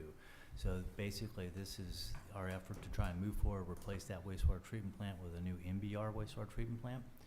And it's again spray irrigation. And one of the things we worked with MDE on, we did get a grant through the Bay Restoration Fund, and ultimately I think it's up to about 75% grant funding that's being allocated, and MDE through negotiations with Gene and Josh, ultimately we've received about 75 or a little, around 75% grant funding for both these change orders that we're looking at. Yep. So, as Ray stated, all of our project monies is at 75% grant. The base construction contract for the project was $1.8 million. That's been awarded. This is for a contract addendum to add in the commissioning of the wastewater treatment plant. And so that is the startup, equipment calibration testing, bringing actual wastewater into the plant, and having representatives from this is a packaged treatment plant, so it largely comes in pieces and is put together on site.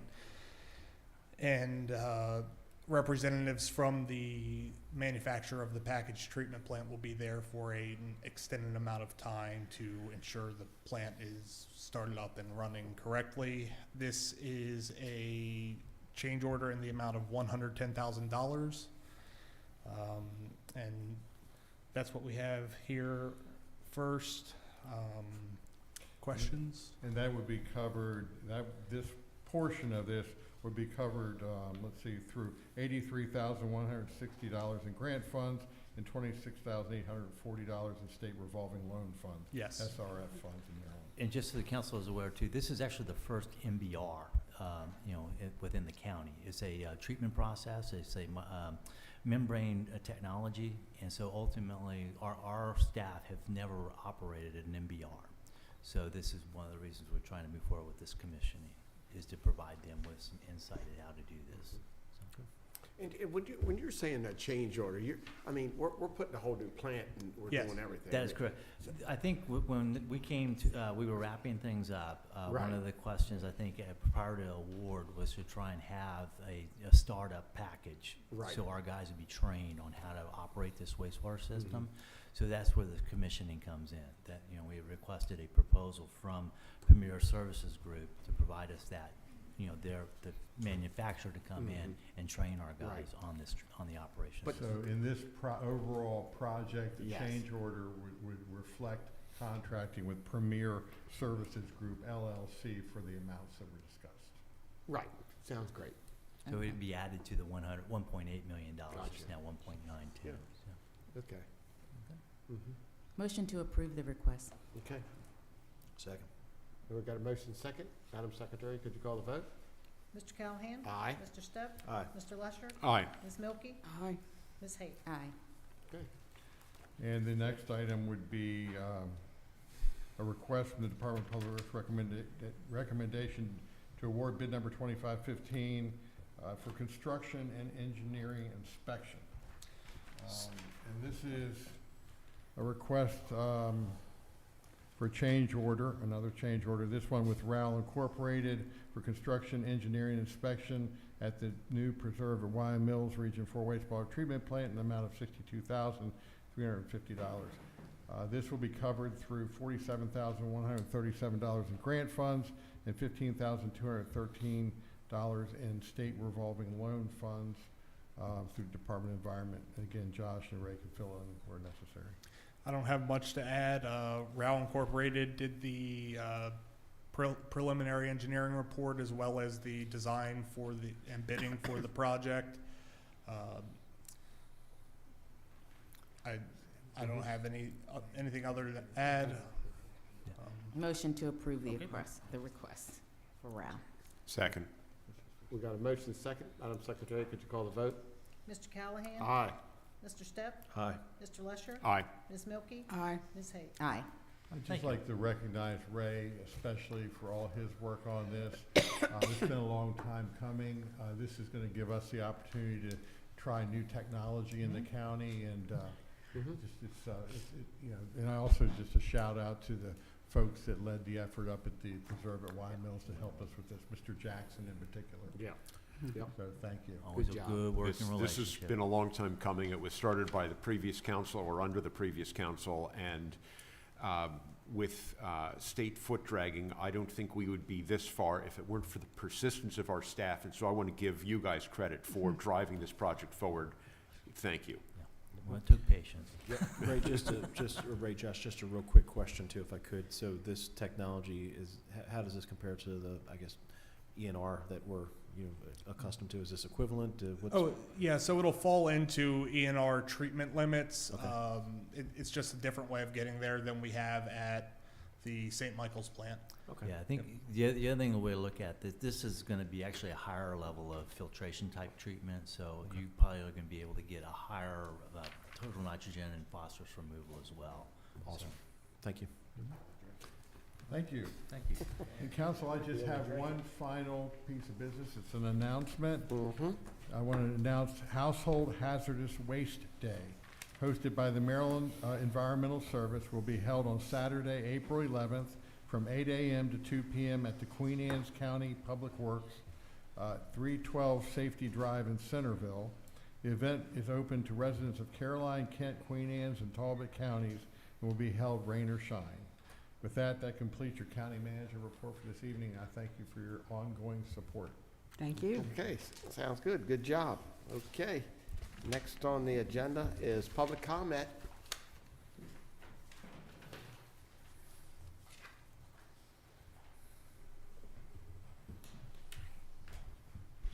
Several things that I want to summarize very quickly. Again, my name is Phil Riggin, 29736 Sullivan Drive here in Easton.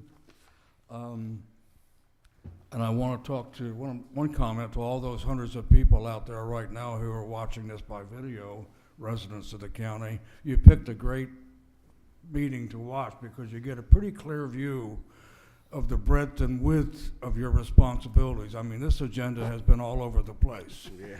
And it truly has been, and none of them are insignificant issues. So anybody who's watching got a tutorial today. I would like to say thank you for supporting the initiative to upgrade the armory, as I would call it. It's the waterfowl building or whatever, but it's one of these National Guard armories that's across the state of Maryland where they're built exactly the same. And the fact that Easton has taken the responsibility and opportunity to recycle that building or to make a continued use out of that building is a testament to whoever was involved, and certainly is a gift to the residents of the area. Mr. Lesher, I have to say I agree with you. Your comment earlier that rural broadband was akin to the Rural Electrification Act of whatever it was in the 1930s. Having grown up with two grandparents who were still reading by candle when I was a little kid and didn't have access to electricity, I know what we're talking about. So thank you for making that analogy because it's very apropos. I'm actually here to for the first time since I've been attending these meetings to actually speak on behalf of my community, Easton Club East. I want to make a very quick statement about an issue that is very serious, I think. It has to do with Dutchman's Lane and access to Dutchman's Lane. And specifically, it has to do with the left turn lane as you go east on Route 50 toward Cambridge, and the issues that are created by how difficult it is to make that left turn because of the length of the turn lane itself, particularly in the summertime as traffic volume increases. So I guess I'm adding, an item to the list of what you've already described all the other places, or many of the other places along Route 50 where there's a problem. And we all know that there are multiple problems that should frankly have been dealt with by predecessors of yours and the town officials years and years and literally decades ago, you know, for cross-traffic purposes. Dutchman's Lane has an annual vehicular traffic volume of 7,000 cars a day, which is interesting. Other intersections like along Route 50 have even more. On behalf of those 1,300 single-family housing units along Dutchman's Lane, I'm asking for some kind of consideration to lengthen that left turn lane as you go east on Route 50. I realize that we're not on the list of projects that you've just been presented, but I also realize that and those were all very important projects, no question about it. Every one of them were extremely important and will be. But I do think that maybe our project could be thrown into the mix, and when compared to the cost of some of these other projects that are road efficiencies and improvements, we would be relatively cheap. You just cut out a section of the median strip, another 300 or 400 feet straight back, and it would meet our needs as long as you paved it also. So again, you're left with having to deal with things that should have been dealt with by your predecessors. I fully acknowledge that, and I will, you know, if you want to back away from that statement, I don't care. Yeah. I believe it. I always have. So I would ask you to consider that, and consider the fact that it would be one of the really great fixes along Route 50 that wouldn't necessarily cost an arm and a leg. I have had to turn off into the median strip itself to avoid traffic hitting me from the rear as I get off on that turn to get onto Dutchman's, particularly in the summertime when those light cycles are a lot longer and traffic gets backed up. So it's an accident waiting to happen. And on behalf of our community, please do whatever you can. Talk to your friends and neighbors. Talk to the state delegates to try to throw some money at that. I would deeply appreciate it. Thank you very much. Thank you. Thank you for your patience all night long. Okay. You've had some interesting stuff here tonight. Okay, Thank you, Mr. Riggin. If I may, Mr. Stamp, could you ask our engineering staff to sort out, obviously that's a county road turning onto a state road, to sort out county responsibility versus state responsibility for making a change like that? If I might, just a point of clarification. We're talking about the turn lane on US Route 50. I'm talking about Route 50, yes. Going eastbound Yes. at Dutchman's, we're turning left onto Dutchman's Yes. Lane. You want to extend the state highway turn lane. That's exactly So right. what we're asking Okay. is to add to our list to state highway for consideration to extend their turn lane, which we can do if council so desires to do. Yeah. See why we couldn't. Yeah, let's do it. I'd support that, especially with. I know I'm only down there. I'm only presenting it to the current audience. I realize I think I probably go 10 other places to make I this think you plea. did a good job, and I'm getting some shaking of the head, so you may have made progress. Thank you, sir. Has it increased, has the traffic increased because of the housing development on that road? Did it make it worse? It's just starting. Yeah. It's just People are starting. just starting to move in, so Yeah. it's gonna, Yeah. it will get I mean, continued there's worse. gonna Then we there's need to gonna be put that another. other one Okay. behind the, Yeah. Okay. Yeah. We've got another community going in. Yeah, yeah. Yeah. And You know, yeah. our neighbors think, you know, but it's remarkable. But other intersections are, I'm just throwing this out because I think it's cheaper to do. Okay, yeah, well, thank you for that. We'll work on it. Okay. Thank Thank you, you. Mr. Reagan. Thank Thank you. you. Thank you. Yep. Thank you. Okay. thank you. Okay. Anybody else want to come up? Okay. All right. We didn't have anybody sign up out there. I don't think we did. Okay. All right. Do what? What? I don't want to leave anybody out. Go ahead. Mr. Thomas, can I have just a procedural question? For us to amend that, is that something that we can do at this point in the meeting, or do we need to put that onto our next agenda in order to achieve that that change. Obviously, the agenda item has been passed. We've acted on it.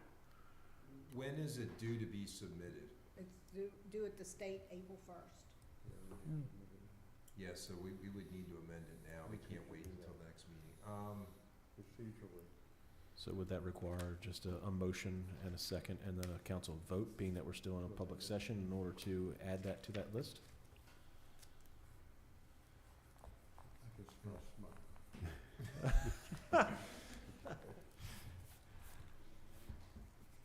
And I'm not familiar with the process. What the state requires for that. I mean, if it's simply a consensus of the council, then I don't think I think just. We don't need a formal motion to do that. It's on the record. That's what I'm not sure. So I think you just adopted this. Did they adopt it by an administrative resolution? There was no, it was just Okay, by a a simple vote. vote. It was a Just a vote. vote. So you can take a vote to add this to that list. Yeah, I think it's still within it's at the same meeting, it's still within your authority, so I think you could just. Should we do a motion in a second, just Yeah. to be extra cautious? Just do, right, just do a Let's do motion that. second, I'll do the motion then. Which And motion? that's a motion to add to the State Department of Transportation priority listing to add this left turn lane from eastbound 50 onto Dutchman's Lane. Yes. You got it. To extend it, yes. I'll second. Okay, we've got a motion second. Madam Secretary, could you call the vote? Mr. Callahan? Aye. Mr. Stepp? Aye. Mr. Lesher? Aye. Ms. Milky? Aye. Ms. Hayes? Aye. Well done, Mr. Okay, Briggs. good job. Good Got it. job. All right, so we've gone through that, so, we'll start off with council comments. I'm good here, thank you. Good? Several of us were, Ms. Milky, Ms. Hayes, and I were at the opening for the St. Michael's Community Center new facility right on the corner of Railroad Avenue and South Talbot Street. I guess actually that's North Talbot Street there. Great turnout from the community for what's really a vital community institution that now will be able to serve the community even better with its expanded space. We were in the space that is now the new consignment shop, a significant fundraiser. But that building will have youth activity area, it will have food storage area, it will contribute so much more to the capabilities of that organization and the way it serves the community. One of our major food banks for this county is hosted by St. Michael's Community Center. So congratulations to them and thanks to all who came out to support them. Good. I just have to give a shout out to Easton High School and their production of The Wizard of Oz, which was outstanding. The sets, the costumes, the everything, particularly all the kids that had so much talent.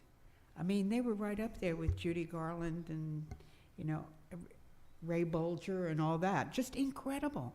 And I'm just so proud of what they did and the direction that they got and the support that they get from staff. And I mean, they even had the students from Easton Elementary School playing Munchkins, which was so sweet.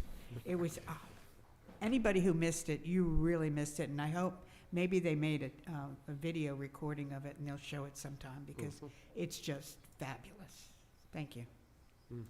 I just want to say congratulations to the St. Michael's Library again for their opening of their expansion. That place is really remarkable. It looks great. And the libraries are the very backbone of any community and having that social space. But President Callahan, Councilwoman Milky, and myself were able to attend that event on Saturday. And it was great. It was a great community gathering. So just congrats to Dana and her staff and her team on that. Yep. Job well done. And to add to that, like I think Josh said, Josh was there, and I think you come later, didn't you, Dave? No, I was there for the construction tour. Were you? Yeah, I made sure to thank Dana but I told her the heart thing when she all handed us our stack of hearts. That always helped. But the whole community, It's it great. seemed like the whole community was there. There's a couple hundred people there, and so appreciative, so happy. I mean, it's a phenomenal job, and I think Josh and Ray and their services really did a really good job running that thing. It really went smooth. The contractor was great, so it was a home run. That's for sure. So, all right, Mr. Lesher. The County Council's next meeting will be held on Tuesday, April 14th, beginning at 5 o'clock p.m. The council will be convening an open session at 3:30 p.m. and then adjourning into closed session as listed on the statement for closing that meeting. On Thursday, March 26th and Thursday, April 5th, the County Council will be holding meetings at 4:30 p.m. via Zoom with Providence Strategies for a briefing on the Maryland General Assembly. The meetings are open to the public. The council will also be holding a fiscal year 27 budget work session on Thursday, March 26th at 5 o'clock p.m. and Tuesday, March 31st at 2 o'clock p.m. Those meetings are open to the public. Finally, on Tuesday, March 31st at 5 o'clock p.m., the County Council will be meeting with municipalities in the meeting room of the Talbot County Free Library, Easton Branch. That meeting is open to the public. Therefore, is there a motion to adjourn this meeting and reconvene as noted? So moved. Second. Okay, we got a motion second. Madam Secretary, could you call the vote? Mr. Callahan? Aye. Mr. Stepp? Aye. Mr. Lesher? Aye. Ms. Milky? Aye. Ms. Hayes? Aye. Okay, thank you.